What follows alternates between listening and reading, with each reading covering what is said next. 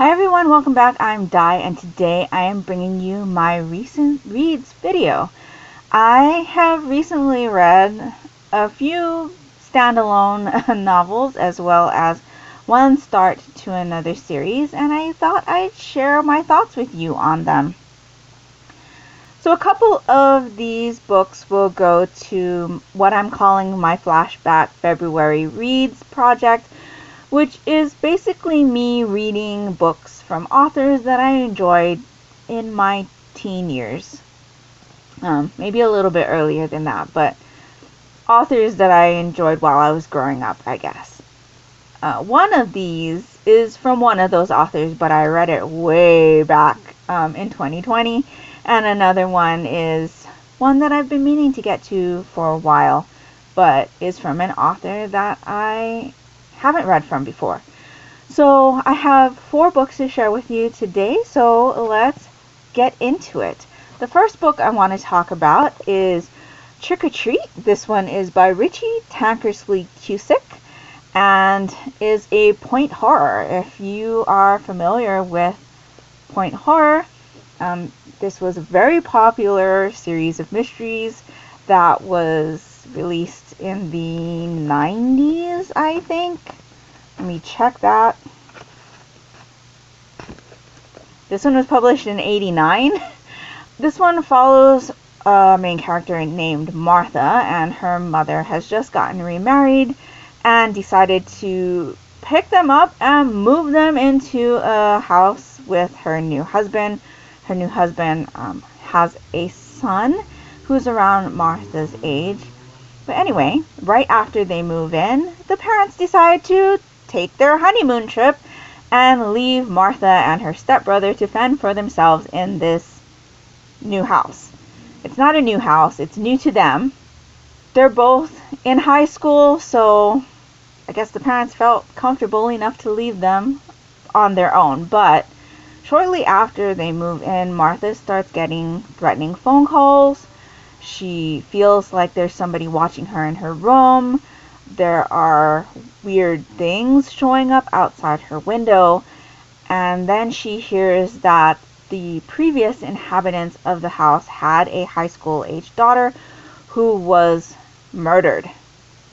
So now Martha believes that the killer of the previous resident is out to get her as well. I do remember having read this while I was growing up. This is not the copy that I owned when I was younger, but it is a story that I remembered a little bit of. I didn't remember a lot of it though, so it was very interesting to revisit this story. I found the mystery very interesting. I was very engaged with it. I read it around Halloween time in 2020 because Trick or Treat. But I just enjoyed revisiting this one. It definitely had a surprise that I didn't remember, and yeah, it just added to my enjoyment of the reading experience with this one. So I'm really glad I revisited this standalone. The next one I read was definitely more recent, and that was Glass Houses from the Morganville Vampires. This is the first book in that series by Rachel Caine. Unfortunately, Rachel Caine passed away last year from cancer, I believe, and I have been meaning to get to her books for a while, and I finally just bit the bullet and did that. This book follows our main character, Claire, who is 16 years old, but is smart enough to have graduated from high school already. She is off at college as far away from her parents as they will allow her to be. But unfortunately, she is the victim of brutal hazing at this college dorm, and she goes off to look for an alternate residence. Comes upon an ad for the Glass House, and though there are reservations because of her age, the people that are living there currently, all of the roommates are 18 or over. They kind of don't want to let her in because, you know, she's underage, but With the situation that Claire is in, they decide to help her out and give her a little bit of protection. Now that everything is squared away with her being safe at this house, she has found out a little secret about this town. So this story kind of follows her navigating that knowledge and the repercussions of not knowing certain things before she went to school where she did. Obviously, this book is about vampires, the Morganville vampires. I had wanted to make 2020 the year of reading vampire novels. Obviously, everything got thrown out the door when things started happening, and my reading just tanked last year. But I did really enjoy reading a vampire novel. I have always enjoyed vampire novels, whether it be, young adult vampire novels or adult vampire novels. This is a young adult series, and I just really enjoyed it. The brutality of the hazing that Claire had to suffer through in this installment was almost more than I could take. So if that's something that is triggering for you, definitely give this one a pass, because it's not a triggering subject for me. However, it was very, very hard to read about the types of things other girls were doing to her. It was very physical. She is beaten a lot, and there are other things that they do to her to physically harm her, and it was just very hard. I would say she deals with that about half of this book. It was almost too much for me to take. The last half of this book doesn't include any of that type of content, so it was much easier for me to get into, other things that were going on in this town. And I am really looking forward to seeing what the next book in this series brings, because this one did leave off on a cliffhanger. Thankfully, I do have the second book in this series now. I won't be able to get to it though, because March Mystery Madness, this does have some mystery elements to it, but it's not on my lineup or my TBR for March Mystery Madness, so I'm going to hopefully revisit this series in April. Next up, I have Execution of Innocence. This one is by Christopher Pike. It is a standalone of his, and you can see that I also didn't have this one from when I was younger. This one cost me 25 cents at a library book sale. This is the book that was, I guess, chosen from the Booktube Spin. If you are familiar with that, the Booktube Spin was a kind of event that, I can't remember his channel name.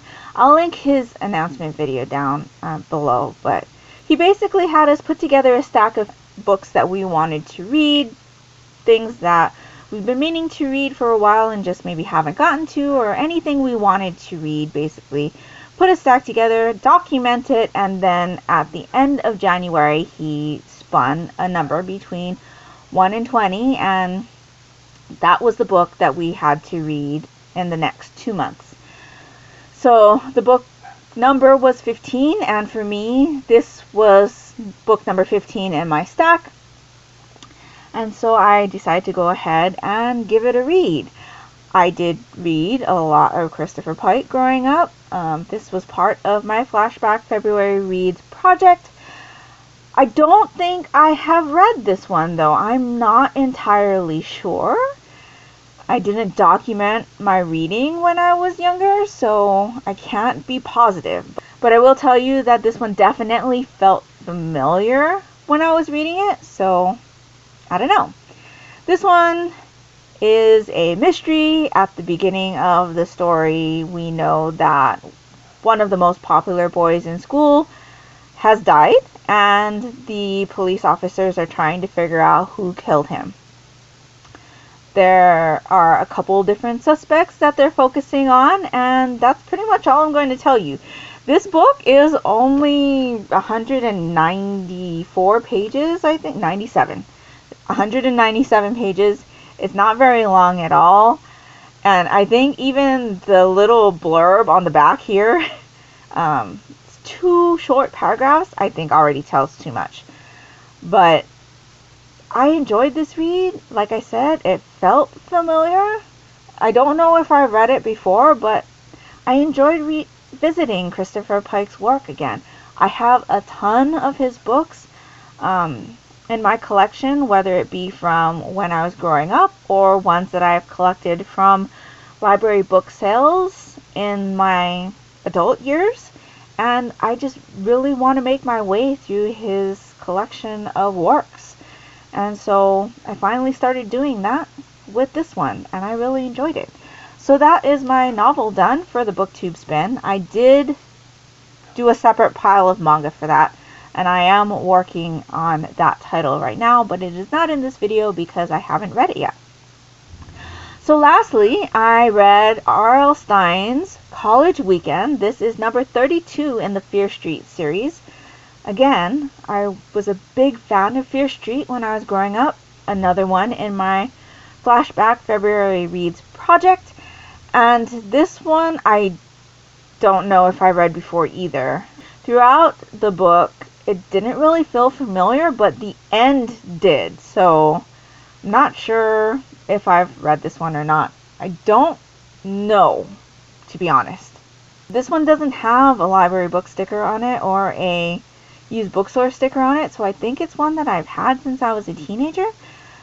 So it's possible that I did read it, but this one follows our main character here. On the cover, her name is Tina, and she's still in high school, but her boyfriend is in college, and she has gotten permission from her mom to take a weekend trip to go visit her boyfriend at his college.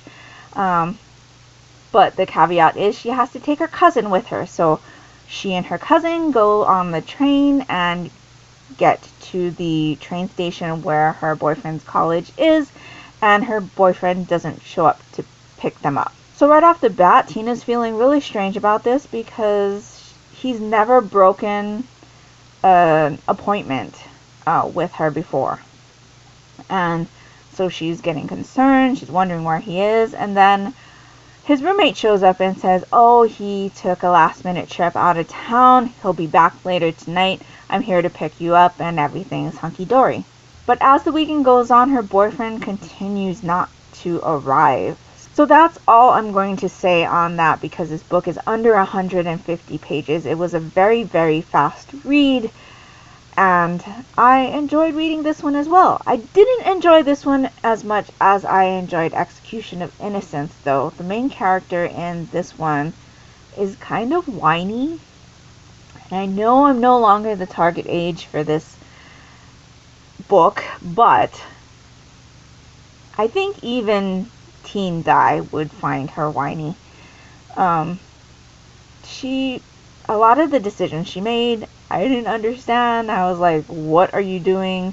But anyway, I still found this enjoyable, and I'm glad that I picked up an R.L. Stine book for first time in a long time.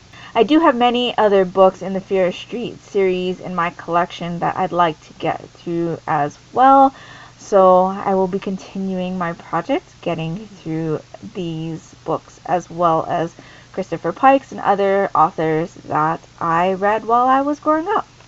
So those are all of the novels I've read recently. Let me know down in the comments below if you were a fan of R.L. Stine or Christopher Pike or Richie Tankersley Cusick. They were authors that I really enjoyed growing up, and I'm sure there are other people out there who enjoyed their work as well.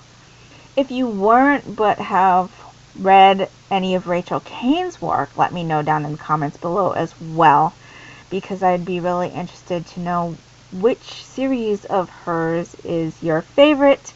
If nothing else, leave me a magnifying glass emoji down in the comments below. That would be greatly appreciated, and it would really help me out So that is all I have for you today. I hope you're all doing great. I hope you're all safe and healthy. And until next time, take care and smile always. Bye!